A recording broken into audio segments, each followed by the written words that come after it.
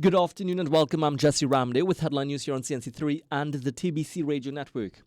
37 years after the 1985 Trintok barge explosions that claimed the life of Ramjan Kurban and 13 other workers, and 3 years after the 2022 Paria diving tragedy that took the life of Kurban's youngest son, Faisal, relatives say they are still waiting for justice as workplace accidents continue to claim lives. The family's pain has been reignited by a landmark High Court ruling on Tuesday, which mandated former Prime Minister Dr. Keith Rowley to disclose how state funds were used to pay legal fees in the Paria diving tragedy, where Faisal and 3 others perished in a pipeline in February 2022. Speaking to CNC3 News today at the Oilfield Workers Trade Union's headquarters, Faisal Kurban's sister, Hafiza Kurban Hayatali, said the money given to those lawyers should have gone to the victims' families first, as they still have received no compensation. She recalled that when her father Ramjan died, compensation was completed within months. Hafiza's daughter Faria Hayatali says both accidents were caused by negligence, and she called for better safety in all industries. Her uncle Sahid Kurban warned that safety enforcement in the oil and gas industry remains weak.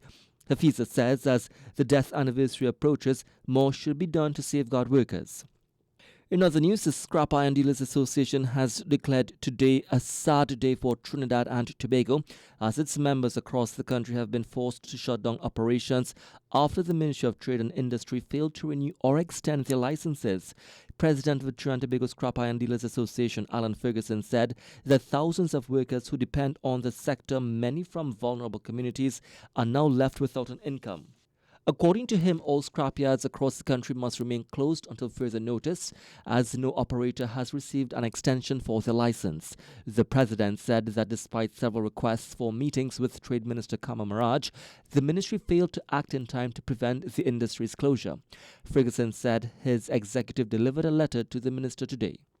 And the long-idled Petrotrin refinery could soon roar back to life, according to Minister in the Ministry of Energy, Ernesto Kiza, who confirmed that a restart plan crafted by a committee led by former Energy Minister Kevin Ramnarine outlines a 5-phase path to revival despite years of decay.